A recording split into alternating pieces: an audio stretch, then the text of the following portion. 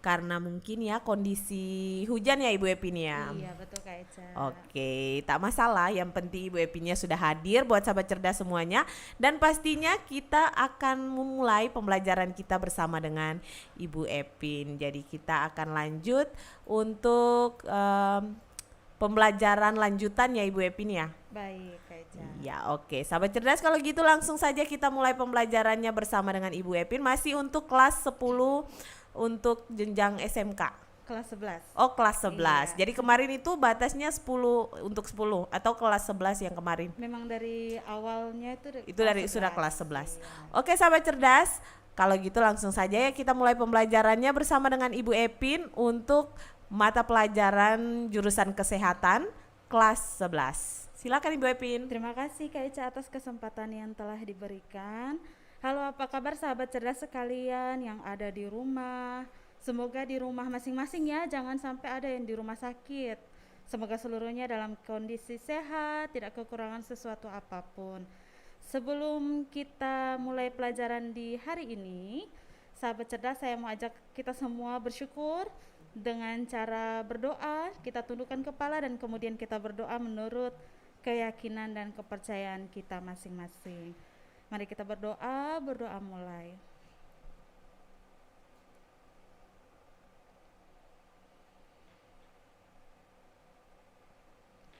Berdoa selesai. Nah, sahabat cerdas sekalian, senang sekali nih bisa kembali berjumpa bersama dengan sahabat cerdas yang ada di rumah. Semoga tidak bosan-bosan selalu ya kita belajar mengenai kesehatan, terutamanya untuk seluruh siswa SMK yang berada pada program keahlian asisten keperawatan. Nah, sahabat cerdas yang ada di rumah, kalau tadi kita sempat bersyukur, kita berdoa, nah itu adalah salah satu bentuk syukur. Salah satu bentuk syukur lainnya yang saya mau ajak untuk sahabat cerdas di rumah adalah dengan menjaga kesehatan yang telah Tuhan beri. Caranya seperti apa? Tetap patuhi protokol kesehatan ya sahabat cerdas, jangan bosan-bosan untuk menggunakan masker dimanapun kalian pergi. Lalu kemudian kalau tidak ada keperluan mendesak di luar ya sahabat cerdas tidak usah terlalu lama-lama di luar. Nah, langsung kembali ke rumah, jangan lupa protokol kesehatannya, kaki tangannya dicuci, kemudian pakaiannya diganti dan direndam dengan air sabun. Jangan lupa juga untuk langsung mandi jika baru selesai dari luar. Jadi sahabat cerdas ya, apalagi seorang asisten keperawatan, sahabat cerdas harus menjadi role model, harus menjadi contoh dan teladan bagi orang lain.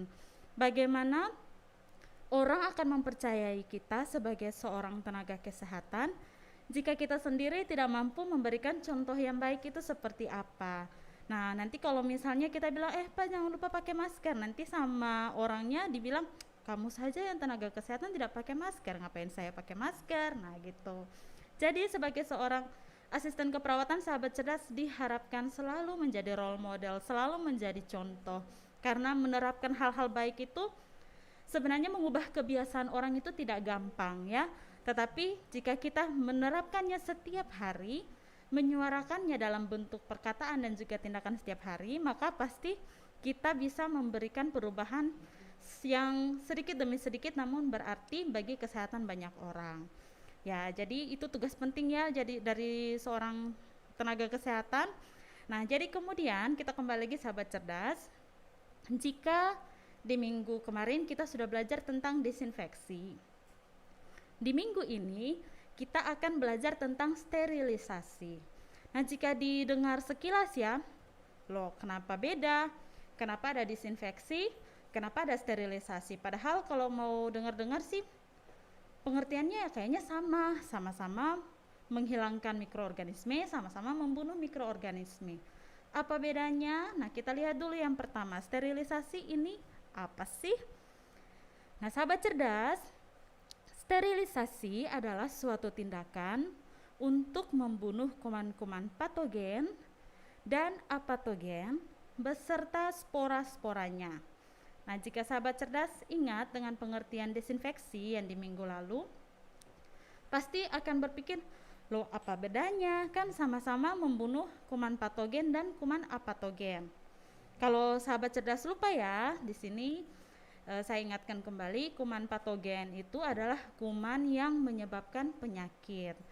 Nah, kalau yang apatogen, kalau A sendiri berarti tidak ya, berarti kalau apatogen tidak menyebabkan penyakit.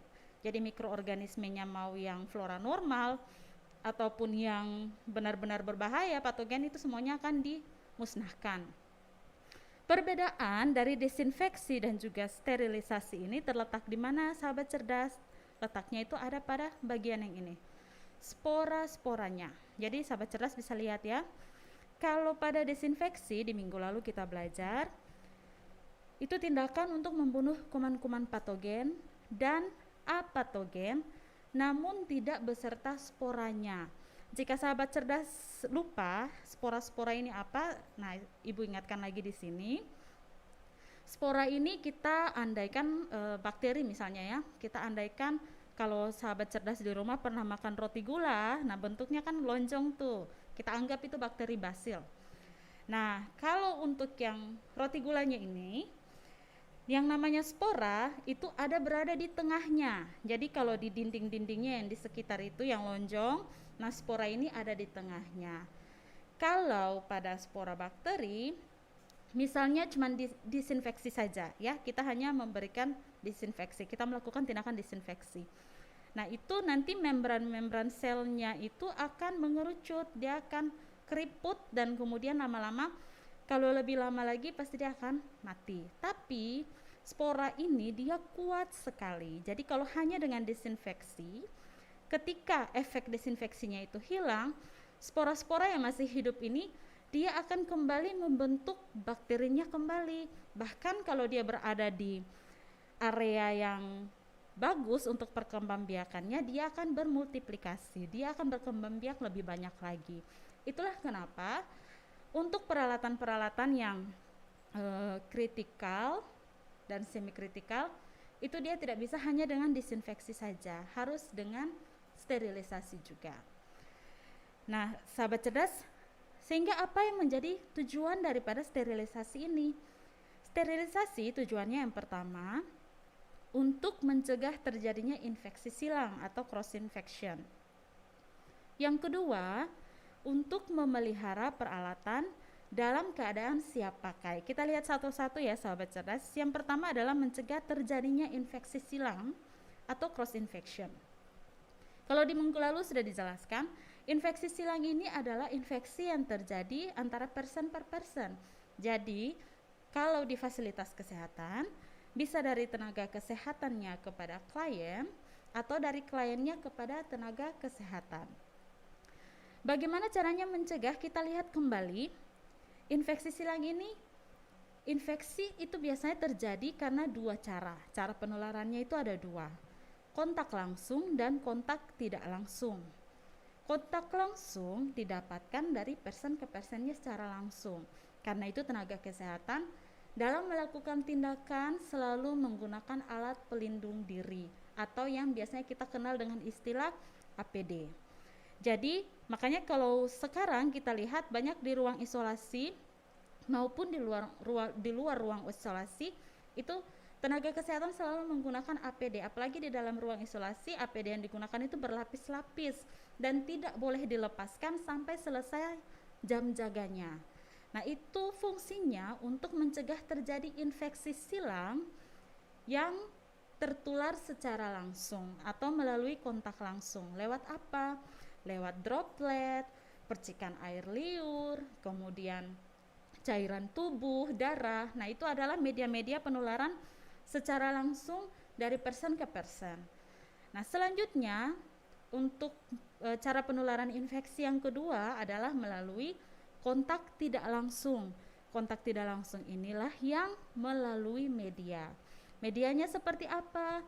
Misalnya pada alat-alat perawatan, kemudian pada alat-alat bedah. Nah, di sini sterilisasi benar-benar untuk membebaskan mikroorganisme itu dari benda-benda yang alat-alat kesehatan yang akan kita gunakan dalam tindakan. Karena itu dengan adanya sterilisasi ini bisa mencegah terjadinya infeksi lewat cara penularan kontak tidak langsung. Jadi Kalau sahabat cerdas ingat kembali ya, kalau kemarin kita belajar tentang tingkatan peralatan kesehatan, ada yang kritikal, ada semi kritikal, kemudian ada yang non kritikal. Nah, itu pada semi kritikal itu sudah harus sterilisasi atau disinfeksi. Karena apa? Pada semi kritikal saya ingatkan kembali ya, kita sekedar refresh aja. Itu pada semi kritikal itu biasanya peralatannya menyentuh mukosa atau selaput lendir. Contohnya pipa endotrakeal, kemudian selang NGT. Kemudian juga peralatan kritikal itu harus dilakukan sterilisasi dan juga disinfeksi. Jadi harus didisinfeksi dulu kemudian disterilisasi untuk peralatan kritikal. Seandainya sahabat cerdas di rumah lupa, peralatan kritikal itu adalah peralatan yang menyentuh jaringan sehat dan darah. Jadi contoh yang paling gampang ya, peralatan alat-alat bedah. Nah, jika sudah dibersihkan, tujuan yang pertama sudah terpenuhi ya. Jadi bisa mencegah terjadinya infeksi silang lewat kontak tidak langsung, yaitu melalui peralatan. Tujuan sterilisasi yang kedua adalah memelihara peralatan dalam keadaan siap pakai. Nah, saya ingatkan kembali kepada sahabat cerdas yang di rumah bahwa dalam seluruh tindakan medis itu seluruh tindakan harus dilakukan dengan cepat. Jadi ketika terjadi kondisi kegawatan atau kondisi kedaruratan atau kegawat daruratan sekalipun, itu harus pada saat mau melakukan tindakan, peralatan semuanya sudah harus dalam kondisi siap. Kalau peralatan belum dalam kondisi siap, harus didekontaminasi dulu, kemudian disterilisasi dulu. Bisa jadi penundaan tindakan yang dilakukan kepada pasien dapat memperparah kondisi pasien, bahkan paling buruknya bisa berakhir pada kematian karena lambat dalam ditangani. Akibat dari apa? Hanya hal sederhana seperti peralatan tidak dalam kondisi siap. Karena itu sterilisasi harus dilakukan setelah peralatan digunakan supaya peralatan ini juga selalu dalam kondisi siap untuk digunakan. Kemudian pada waktu sterilisasi, sahabat cerdas, sel-sel vegetatif bakteri dan fungi itu dapat dimatikan pada suhu 60 derajat Celcius dan dalam waktu 5 hingga 10 menit. Bayangkan sahabat cerdas, suhu 29 derajat Celcius saja kita sudah kepanasan minta ampun, apalagi sampai 60 derajat Celcius. Nah, sel-sel bakteri dan fungi ini baru mati pada suhu 60 derajat Celcius dan dalam jangka waktu 5 hingga 10 menit paling minimal. Nah, kalau yang sel-sel vegetatifnya saja sampai yang suhu 60 derajat Celcius, bagaimana dengan spora? Nah, kita lihat yang pertama, spora fungi. Kembali saya ingatkan kepada sahabat cerdas bahwa spora pada fungi ini digunakan untuk berkembang biak, sedangkan spora pada bakteri itu lebih ke arah melindungi bakterinya. Jadi spora fungi ini dia baru bisa mati pada suhu di atas 80 derajat Celcius. Jadi kalau sahabat cerdas sterilisasi dengan suhu di bawah daripada 80 derajat Celcius, berarti yang baru mati itu hanya bakteri dan fungi yang tidak memiliki spora. Kalau yang memiliki spora belum mati dan dia punya potensi untuk kembali aktif, ya. Nah, jadi spora fungi ini dapat mati pada suhu di atas 80 derajat Celcius. Bagaimana dengan spora bakteri? Spora bakteri untuk pemusnahannya pun jauh lebih lama. Spora bakteri baru mati di atas suhu 120 derajat Celcius. Bayangkan sahabat cerdas sekalian. Bahkan air mendidih 100 derajat Celcius pun tidak mampu mematikan spora bakteri. Harus di atas 120 derajat Celcius dan dalam jangka waktu paling minimal selama 15 menit. Nah, untuk sterilisasi ini sahabat cerdas, jika semakin tinggi tingkat kontaminasi mikroorganisme pada suatu alat ataupun bahan, maka jumlah spora itu akan semakin banyak yang resisten atau yang tahan. Jadi susah untuk dimusnahkan. Sehingga akan diperlukan waktu pemanasan yang jauh lebih lama. Nah, itu adalah sekilas tentang sterilisasi. Sekarang kita akan melihat apa saja sih jenis-jenis daripada sterilisasi ini. Nah, sahabat cerdas, kita akan kupas satu-satu. Ya, mohon diperhatikan ya. Kalau secara umum, sterilisasi ini terbagi atas 3, sahabat cerdas. Yang pertama sterilisasi secara fisik, kemudian sterilisasi secara kimiawi, dan yang ketiga adalah sterilisasi secara mekanik. Nah, kita lihat satu-satu mulai dari sterilisasi fisik ya.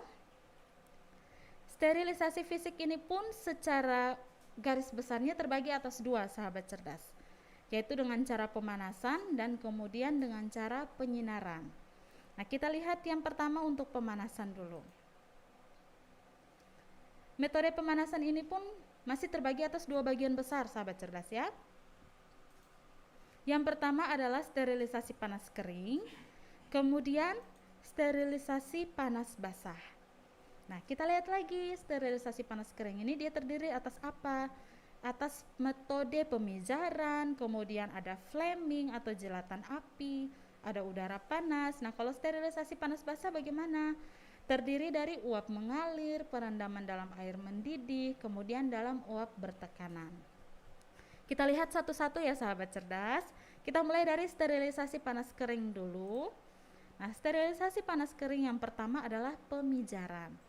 Seperti yang terlihat di gambar di sini, sahabat cerdas sekalian, pemijaran merupakan suatu kegiatan membakar langsung alat-alat seperti ujung ose, ujung pinset, ujung spatula yang berbahan logam. Ingat ya, hanya yang berbahan logam saja. Pemijaran ini dilakukan sampai alat-alat tersebut berwarna merah pijar seperti yang digambar ini. Sahabat cerdas bisa lihat, dia berwarna merah pijar. Selanjutnya untuk metode panas kering yang kedua yaitu flaming atau jilatan api. Nah, untuk alat-alat yang digunakan dalam metode flaming atau jilatan api ini seperti kaca objek, cawan Petri yang berisi media, kemudian mulut labu Erlenmeyer yang berisi media, dan jarum, itu hanya cukup dilakukan jilatan api saja atau melewatkan alat tersebut pada nyala api Bunsen. Jadi kalau sahabat cerdas, kalau dulu biasanya orang kalau mau pakai jarum ya untuk tindakan misalnya memecahkan bisul atau apa, biasanya mereka panaskan sampai hitam, padahal sebenarnya tidak boleh. Nah, bisa ada beberapa metode sterilisasi lain selain daripada jilatan pemijaran itu. Nah, untuk jarum sendiri ya hanya dilewatkan saja lewat api. Jadi sekedar yang penting tersentuh api. Nah, itu cukup, jangan sampai dipanaskan sampai hitam. Nah, kalau hitam ya sudah berpotensi lagi untuk ada mikroorganisme yang lain.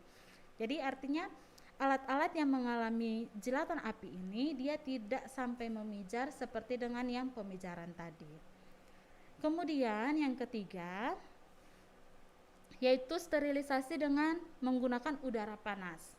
Nah, sterilisasi dengan menggunakan udara panas ini biasanya menggunakan oven sebagai alat sterilisatornya, atau oven di sini biasanya disebut sebagai sterilisator kering. Jadi ovennya pun bukan seperti yang oven yang zaman dulu yang buat bakar kue di rumah ya, sahabat cerdas, bukan. Ovennya juga oven khusus. Nah, seperti ini. Kemudian untuk metode udara panas ini alat-alatnya itu dipanaskan dari 160 hingga 180 derajat Celcius. Bayangkan sahabat cerdas. Jadi bukan hanya 100, kalau spora bakteri di suhu 120 derajat Celcius saja dia sudah mati ya, sudah gitu. Apalagi yang sampai suhu 160 hingga 180 derajat Celcius. Untuk pemanasannya pun dipanaskan dalam jangka waktu 1 sampai dengan 2 jam. Nah, untuk metode dengan udara panas ini biasanya metode yang paling efektif dan yang paling sering digunakan untuk mensterilkan alat-alat khususnya yang terbuat dari gelas, alat-alat berbahan gelas dan alat-alat bedah. Alat-alat seperti apa saja? Nah, seperti cawan Petri, kemudian tabung reaksi, botol sampel, ada pipet, alat suntik yang dari kaca, kemudian pinset, gunting, itu bisa dipanaskan lewat udara panas ini. Selain alat-alat, ada juga beberapa bahan yang tidak tembus uap seperti gliserin, kemudian minyak, vaselin, bubuk, dan apa saja yang tidak menjadi rusak, menyala, hangus, atau menguap pada suhu tinggi. Kemudian untuk metode dengan udara panas ini ya, sahabat cerdas, untuk penyusupan panas ke dalam bahan pada metode ini berlangsung sangat lambat ya, 1 sampai 2 jam. Oleh karena itu pada saat sterilisasi, dalam lapisannya itu untuk pengemasannya itu tidak boleh terlalu tebal, jadi tipis saja. dan kemudian barang yang disterilkan itu jumlahnya sedikit saja. Kemudian harus dilindungi dalam wadah tertutup dengan cara membungkus ya dengan bahan pengemas atau menyumbat untuk mencegah kontaminasi setelah dikeluarkan dari oven. Nah, jika sudah selesai disterilisasi, sahabat cerdas jangan mengeluarkan dengan tangan kosong, tetapi harus menggunakan korentang. Karena yang paling pertama dia masih panas, kalau pegang dengan tangan kosong sudah pasti hangus, kemudian dia sudah steril, jadi tidak boleh menggunakan tangan kosong, harus menggunakan korentang untuk mengambil barang-barang di dalam oven. Ya sahabat cerdas, itu adalah beberapa metode dalam pemanasan, sterilisasi fisik, kemudian metode pemanasan yang melalui panas kering ya. Sekarang kita lihat bagaimana untuk yang panas basah. Nah, panas basah ini terdiri dari uap mengalir, perendaman dalam air mendidih atau perebusan, kemudian uap bertekanan. Kita lihat lagi ya. Untuk uap mengalir ini, sahabat cerdas, yang pertama merupakan sterilisasi dengan menggunakan uap pada suhu 100 derajat Celcius yang dialirkan pada benda yang disterilkan secara berulang-ulang. Bisa 3-4 kali dalam beberapa menit dengan selang waktu 24 jam. Nah, keuntungan dengan cara ini, sahabat cerdas, dia tidak membutuhkan alat khusus ya, tapi ada kerugiannya. Nah, kerugiannya ini ada pada jeda waktunya ini. Kalau aliran uap mengalir, jeda waktu antara uap mengalir yang pertama dengan uap mengalir yang kedua itu cukup jauh, sehingga ibarat tadi yang kita ibaratkan roti gula itu ya, spora bakterinya, nah itu bagian luarnya itu sudah mengerucut, tetapi spora di dalamnya itu jika dalam jeda waktu selama ini, maka dia bisa aktif kembali. Atau misalnya spora yang di dalamnya tidak aktif dalam posisi dorman, dia bisa aktif kembali untuk menjadi sel vegetatif. Karena itu uap mengalir ini dia harus dibarengi juga dengan cara sterilisasi yang lain. Cara ini biasanya digunakan untuk media seperti gelatin, susu, karbohidrat, karena bahan-bahan tersebut akan mengalami hidrolisis atau perubahan senyawa kimia bila dipakai suhu yang lebih tinggi atau waktu yang lebih lama. Itu untuk uap mengalir. Sekarang kita lanjutkan ke metode perendaman dalam air mendidih atau perebusan. Nah, sahabat cerdas, perendaman dalam air mendidih atau mencapai suhu 100 derajat Celcius hanya selama 5 menit biasanya sudah cukup untuk mensterilkan peralatan rumah tangga. Asalkan air benar-benar kontak secara langsung dengan alat, kemudian tidak hanya bagian luar atau permukaan alat-alat yang disterilkan ini saja, tetapi sampai ke bagian dalamnya. Nah, tetapi sterilisasi ini, sahabat cerdas, bisa dilakukan dengan jangka waktu yang lebih lama tergantung daripada tingkat kontaminasi alat yang disterilkan. Untuk alat pensterilan dengan cara perebusan atau perendaman dalam air mendidih ini menggunakan alat yang namanya water bath yang ada di samping ini ya, sahabat cerdas. Selanjutnya untuk pemanasan dengan panas basah, yang ketiga adalah uap bertekanan. Nah, uap bertekanan ini dia menggunakan alat yang sebelumnya, sahabat cerdas, kalau ingat di pengenalan alat-alat kesehatan kita sudah mengenal istilah autoclave atau dalam bahasa Inggrisnya disebut autoclave ya. Nah, ini adalah alat untuk melakukan sterilisasi uap bertekanan. Sterilisasinya pun dilakukan dalam suhu 121 derajat Celcius. Jangka waktu sterilisasinya itu dari 15 hingga 20 menit. Untuk penggunaan autoclave ini, bahan yang disterilkan harus bersifat permeabel, artinya dia bisa ditembus oleh uap. Dan bahannya ini harus bisa ditembus oleh uap dan tidak rusak pada suhu 110 sampai dengan 121 derajat Celcius. Ya, jadi sahabat cerdas, ini adalah uap bertekanannya. Ada prinsipnya, ada prinsip yang harus diingat pada saat sterilisasi dengan autoclave ya, sahabat cerdas sekalian. Sterilisasi bergantung pada uap, sehingga udara harus benar-benar dikosongkan dari sterilisator. Jadi ketika sahabat cerdas menggunakan mesin autoclave, untuk suhu bisa mencapai 121 derajat Celcius, udara harus benar-benar dikosongkan dari sterilisator. Kemudian semua bagian bahan yang disterilkan harus benar-benar dilalui oleh uap panas, sehingga labu kosong dan tabung yang biasanya panjang itu tidak boleh diletakkan dalam posisi berdiri, tetapi sebaiknya diletakkan dengan posisi tidur agar udara tidak terperangkap di dasarnya. Selanjutnya adalah bahan-bahan yang berpori atau berbentuk cair, itu pun juga harus permeabel terhadap uap. Jika tidak, maka tidak bisa dilakukan sterilisasi dengan autoclave ini. Dan jangan lupa bahwa suhunya harus mencapai 121 derajat Celcius dan dipertahankan selama 15 hingga 20 menit. Ya, sahabat cerdas, itu adalah metode sterilisasi fisik dengan pemanasan. Sekarang kita akan melihat yang penyinaran. Dengan penyinaran ini biasanya menggunakan sinar UV, sahabat cerdas ya. Dilakukan dengan sinar UV. Kemudian untuk alatnya sendiri ada yang bentuknya seperti ini, dia 360 derajat ya, setiap sisinya ada. Itu untuk sterilisasi ruangan. Sedangkan ada juga yang berbentuk di dalam lemari seperti ini. Biasanya alat-alat yang sudah selesai disterilkan disimpan di dalam alat ini agar kesterilannya itu dapat tetap terjaga. Nah, jika sudah mendengar dan memahami tentang penyinaran, berarti sahabat cerdas juga sudah mampu mengingat yang sterilisasi fisik ini ya. Sekarang kita menuju ke yang sterilisasi kimiawi. Ya, sahabat cerdas, sterilisasi secara kimia ini dapat dilakukan dengan cara yang pertama adalah sterilisasi gas, dan gas yang biasa digunakan itu adalah etilen oksida dalam bentuk murni atau campuran dengan gas inert lainnya. Kemudian yang kedua, sterilisasi secara kimia dilakukan dengan senyawa desinfektan. Untuk peralatan-peralatan besar menggunakan hidrogen klorida atau yang disebut asam klorida, kemudian juga menggunakan merkuri klorida atau yang disebut raksa klorida 2, ada formalin, kemudian ada fenol, ada klorin dan juga alkohol. Kemudian untuk lingkungan bisa menggunakan pestisida dan antiseptis.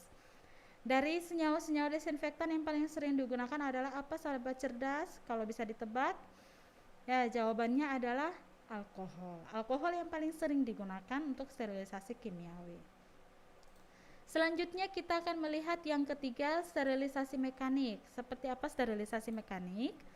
Sahabat cerdas, sterilisasi secara mekanik ini dilakukan apabila bahan atau media tidak tahan terhadap pemanasan tinggi ataupun tekanan tinggi dan akan mengalami perubahan atau penguraian. Jadi bahan-bahan yang tidak bisa tahan terhadap pemanasan bisa menggunakan yang sterilisasi mekanik ini. Sterilisasi secara mekanik ini biasanya menggunakan saringan berpori yang sangat kecil, biasanya berkisar 0,22 sampai 0,45 mikron, sehingga mikroba tertahan pada saringan tersebut. Jadi kalau sahabat cerdas bisa lihat di sini, ini adalah beberapa saringan, contoh saringan berpori ya, atau yang biasanya disebut sebagai mikrofilter. Namun untuk sterilisasi mekanik ini, bakteri yang tertahan di saringan iya, tapi virus tidak dapat tersaring. Kemudian untuk metode ini, karena sebentar ya, virus itu dia ukurannya lebih kecil daripada bakteri. Jadi kalau untuk menggunakan mikrofilter pun yang tersaring hanya bakteri saja, virusnya tidak. Kemudian metode ini hanya digunakan untuk bahan yang tidak tahan panas dan mudah menguap, contohnya seperti vitamin, kemudian larutan enzim dan juga antibiotik. Nah, sahabat cerdas, itu adalah beberapa jenis daripada sterilisasi yang bisa sahabat cerdas ketahui. Jika sudah, sekarang kita akan melihat indikasi daripada sterilisasi. Sterilisasi ini dilakukan indikasinya pada apa? Untuk peralatan kesehatan. Yang pertama ada logam, kemudian kaca, karet, ebonit, email, porselen, plastik dan tenun.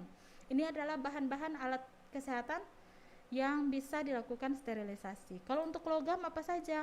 Ada pinset, gunting, spekulum. Kemudian untuk kaca ada tabung kimia, gelas ukur. Kalau karet ada kateter, selang NGT, ada handskun. Untuk yang berbahan ebonit, contoh kanula rectum, kanula trachea, dan kemudian untuk berbahan email seperti nirbeken, potsputum, urinal juga yang berbahan email ya, bukan yang berbahan plastik. Sama juga untuk yang waskom. Kemudian untuk yang bahannya porselen seperti mangkuk, piring, cangkir, plastik seperti infuset dan tenun ini, kelompok tenun yang biasanya paling banyak ada kain kasa, tampon, kemudian duk operasi, laken, sarung bantal, stik laken.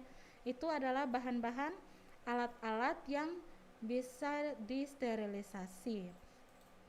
Selanjutnya, kita akan melihat cara sterilisasi apa yang paling sering digunakan untuk peralatan kesehatan. Kita lihat. Cara yang pertama adalah secara sterilisasi fisik. Itu sterilisasi dengan cara rebus atau perendaman, ya. Kalau yang tadi sudah kita bahas, itu disterilkan dalam air mendidih 100 derajat Celcius selama kurang lebih 15 sampai 20 menit. Bahan-bahan alat yang bisa dilakukan perendaman itu contohnya alat dari logam, kaca, dan kemudian karet. Selanjutnya masih di sterilisasi fisik, sterilisasi dengan cara panas kering atau udara panas, yaitu dengan menggunakan oven. Alat-alat yang bisa digunakan adalah alat-alat logam, kaca, kemudian obat-obatan. Selanjutnya sterilisasi dengan cara stoom, itu dalam bahasa Belanda, atau dengan cara uap bertekanan. Nah, sterilisasi ini menggunakan uap panas dalam autoklaf. Contohnya alat tenun, logam, alat karet, dan obat-obatan tertentu. Nah, itu untuk sterilisasi fisik. Dan yang terakhir adalah dengan menggunakan sterilisasi kimiawi, menggunakan bahan kimia seperti alkohol, sublimat, atau uap formalin, khususnya untuk peralatan yang cepat rusak jika terkena panas. Contohnya handscoon, kemudian kateter. Nah, itu adalah cara-cara sterilisasi yang paling umum digunakan dalam fasilitas kesehatan. Selanjutnya, sahabat cerdas, sedikit kita akan belajar tentang prosedur tindakan sterilisasi. Untuk prosedur tindakan sterilisasi yang paling pertama dilakukan adalah dekontaminasi. Untuk dekontaminasi, seperti biasa kita lakukan persiapan alat. Nah, alatnya berupa instrumen medis yang telah digunakan, kemudian larutan klorin 0,5%, handscoon, kemudian skort plastik. Jadi sahabat cerdas, skort ini ada yang kain, ada yang plastik. Untuk melakukan tindakan sterilisasi, sahabat cerdas harus menggunakan yang plastik, karena yang plastik lebih gampang dan tidak menembus ya untuk mikroorganismenya. Selanjutnya adalah sepatu boot, jangan lupa. Nah, jika sudah persiapan alat, kita akan lihat cara kerja daripada dekontaminasi ini. Yang pertama adalah pilih instrumen yang terkontaminasi, kemudian sahabat cerdas siapkan bak perendaman yang telah diisi dengan larutan desinfektan, contohnya tadi klorin 0,5% yang kita siapkan. Jika sudah, masukkan instrumen yang sudah terpakai ke dalam bak perendaman dan biarkan rendam kurang lebih selama 10 menit. Pastikan lingkungan tidak terkontaminasi saat dilakukan dekontaminasi pada peralatan. Selanjutnya setelah dekontaminasi, kita lakukan step yang kedua, yaitu pencucian dan pembilasan. Kita persiapan alat terlebih dahulu. Yang pertama ada handscoon, kemudian sepatu boot, sikat pembersih, skort plastik, cairan pembersih instrumen, bisa pakai yang safflon dan juga sidezim. Sidezim ini yang contoh deterjen ya. Bisa sahabat cerdas gantikan dengan deterjen-deterjen lain yang bersifat desinfeksi. Kemudian yang kedua waskom untuk larutan dekontaminasi, dekontaminan dan sidezim. Kemudian air mengalir dari keran, handuk untuk pengering instrumen, dan linen pembungkus. Caranya bagaimana untuk lakukan pencucian dan pembilasan? Yang pertama, buka keran dan pastikan air mengalir. Kemudian peralatan medis bekas pakai yang tadi sudah didekontaminasi itu kita ambil dan kita cuci dengan cairan pembersih. Setelah itu gunakan sikat, air, dan sabun untuk menghilangkan sisa kotoran.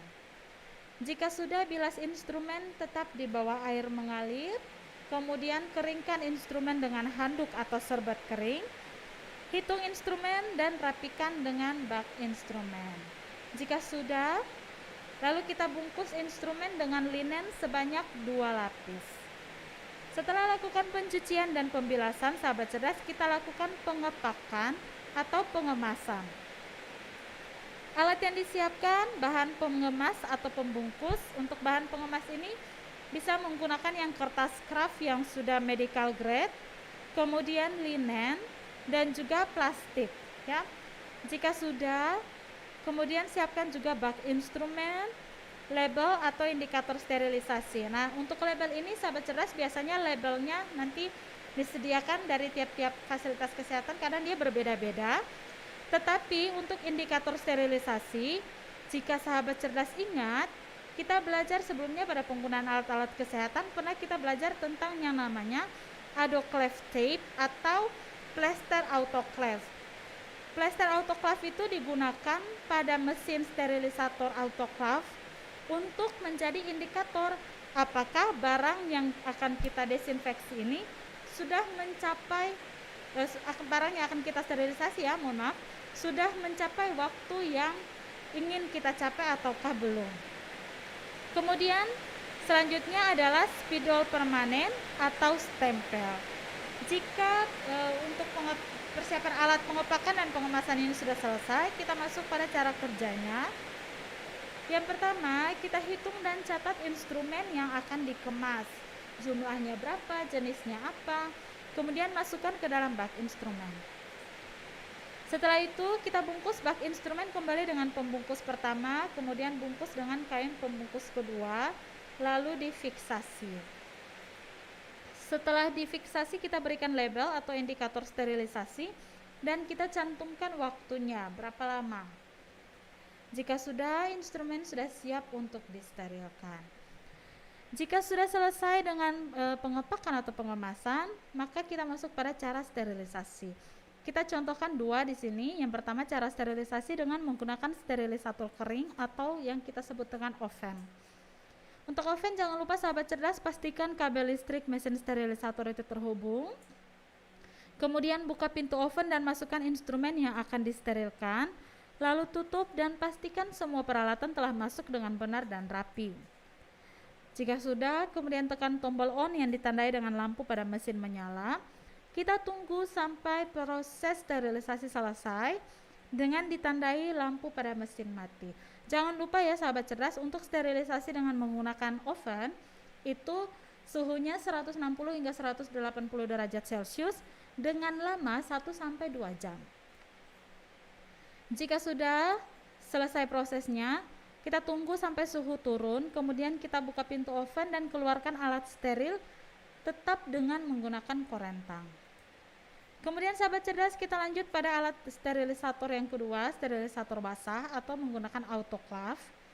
Itu yang pertama, periksa indikator pengisian air, jangan sampai melebihi batas yang telah ditentukan. Jika sudah, kita periksa posisi pengaturan suhu panas yang diinginkan dan waktu pensterilan yang diperlukan. Kemudian buka pintu sterilisator, masukkan alat dan bahan yang akan disterilkan, lalu tutup pintunya dengan erat. Jangan sampai ada udara yang masuk. Setelah itu tekan tombol power on dan start untuk memulai proses sterilisasi. Jika uap air mulai keluar dengan deras, kemudian tekan tombol off pada sterilisator, setelah itu tanda N. Kita buka pintu sterilisatornya secara perlahan, kemudian kita rapikan peralatan. Alat steril yang sudah disterilkan disimpan pada tempat yang sudah disediakan. Contohnya bisa pada kabinet yang tadi berisikan sinar UV. Untuk air sisanya dibuang, air sisa dalam sterilisator dibuang, kemudian kita keringkan semua bagian-bagiannya. Nah, ada beberapa hal penting yang sahabat cerdas harus perhatikan pada saat melakukan sterilisasi. Yang pertama adalah sterilisator atau alat untuk sterilisasi ini harus dalam kondisi siap pakai. Kemudian peralatan harus bersih dan masih berfungsi.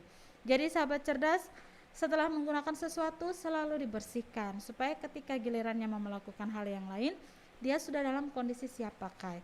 Nah, kebiasaan ini harus bisa diterapkan di kehidupan paling sederhana, di kehidupan rumah masing-masing. Selesai menggunakan sesuatu harus dibersihkan.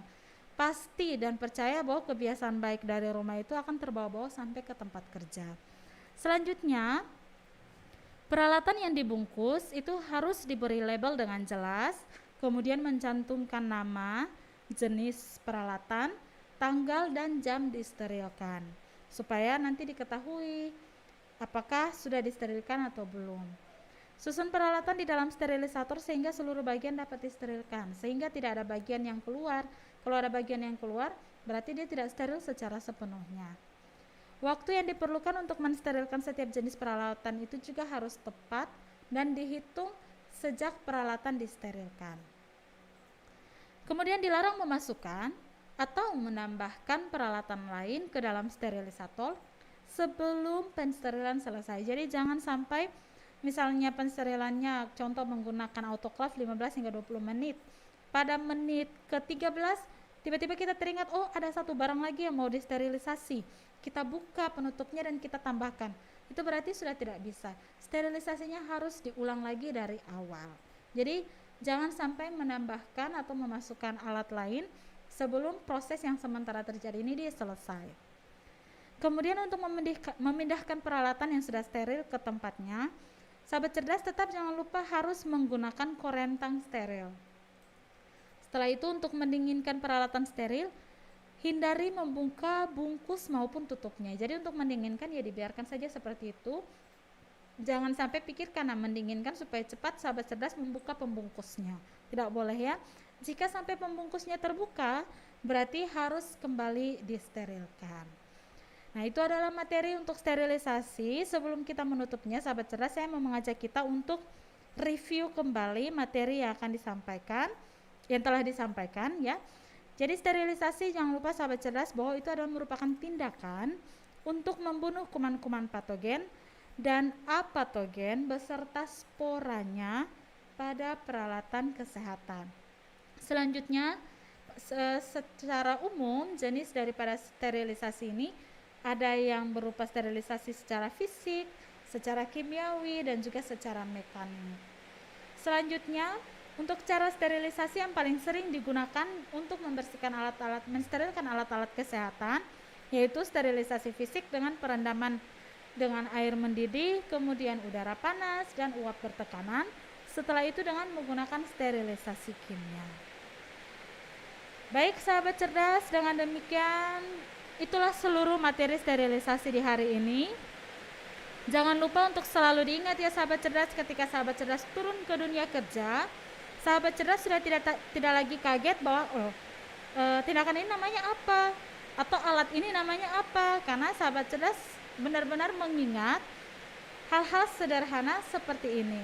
Itulah kenapa materi-materi ini merupakan dasar yang paling penting bagi sahabat cerdas sebelum terjun ke dunia kesehatan.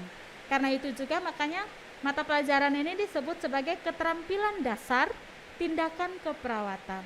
Jadi untuk menjadi seorang perawat, menjadi seorang tenaga kesehatan, harus memahami keterampilan-keterampilan dasar ini. Jadi jika sahabat cerdas kita sudah belajar tentang infeksi, kemudian penggunaan alat-alat kesehatan, kita sudah belajar desinfeksi, dan di hari ini kita belajar tentang sterilisasi, maka di minggu depannya kita akan belajar tentang penyimpanan alat-alat kesehatan. Dengan demikian, untuk kompetensi dasar yang keempat kita sudah selesai di hari ini.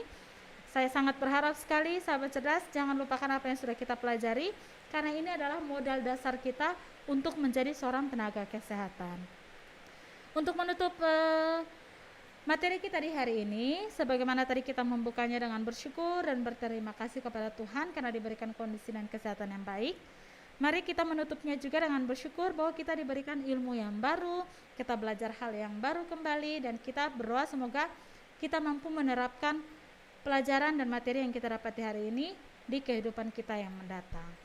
Mari selaku umat yang percaya kita tundukkan kepala sahabat cerdas dan kita berdoa menurut kepercayaan dan keyakinan masing-masing. Kita berdoa.